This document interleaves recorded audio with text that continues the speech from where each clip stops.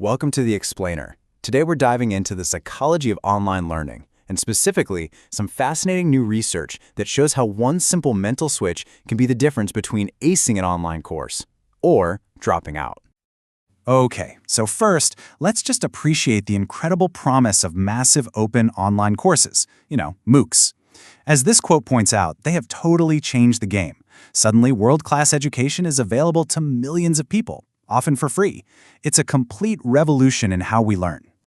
But this brings up a huge question, a real paradox. If these courses are so easy to get into, why do so many people end up quitting? It's a puzzle that has stumped educators for years, and today we're going to look at what might be the answer. A recent study suggests the answer isn't actually about how hard the course is or how well the website is designed. Nope. It's about something that happens inside our own minds before we even watch the first lecture. And that brings us to this core idea.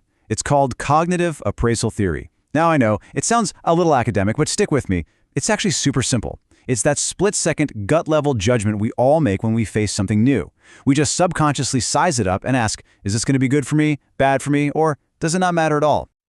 So when it comes to something potentially stressful, like a tough online class, our brains can go one of two ways. On one side, you've got the threat mindset. Here, you're just focused on what could go wrong, the risk of failing, of looking dumb. And that, naturally, leads to anxiety and makes you want to just avoid the whole thing. But on the other side, you can see it as a challenge. Here, your focus shifts to the potential for growth, the chance to master something new. And that feeling, it's not fear, it's excitement, and makes you want to dive right in. And here is the crucial insight from this research. That initial gut reaction, threat or challenge, doesn't just change how you feel. It fundamentally changes the way you actually decide to learn the material. Which brings us to this idea of learning strategies. You can think of these as your personal toolkit for studying. They're the actual tactics and methods you use to get information from the screen into your brain. And those strategies really fall into two big categories. Over here, you have surface learning. This is basically survival mode. It's all about memorizing just enough to pass the test, doing the bare minimum. The info stays kind of shallow and disconnected.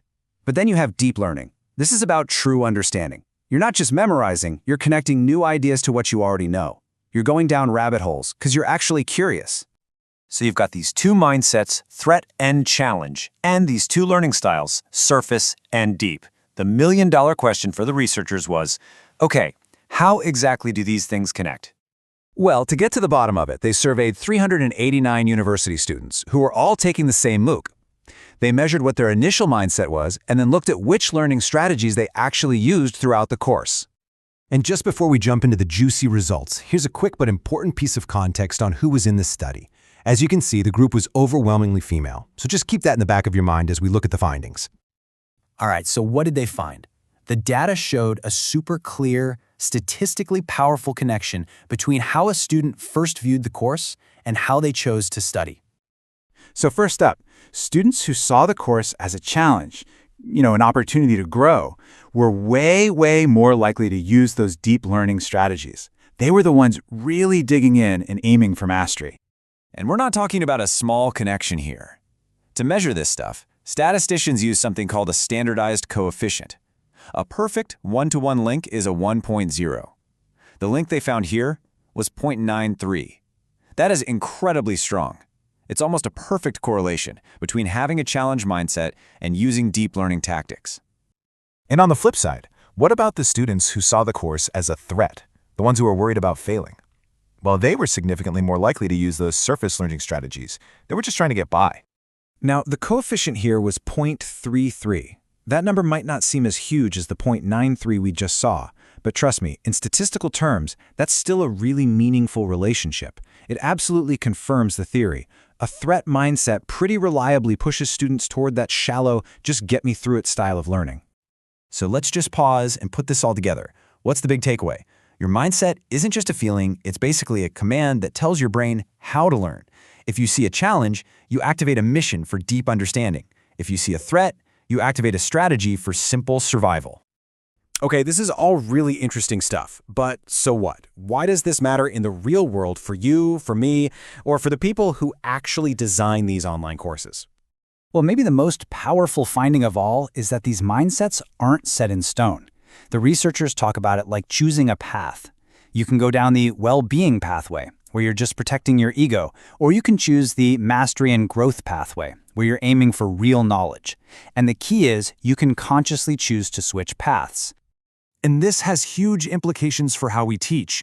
The study basically hands educators a blueprint for building courses that nudge people toward that challenge mindset. You can frame a course as an exciting journey of growth. You can sprinkle in success stories to motivate people. You can build in tools so students can set their own goals and see their progress. And you can create flexibility, so when someone hits a hard part, it feels like a fun puzzle, not like hitting a brick wall. In the end, it all boils down to this really powerful idea from the paper itself. If you can help students see learning as a positive challenge, you're actually helping them manage the fear and anxiety that so often kills motivation before it can even get started.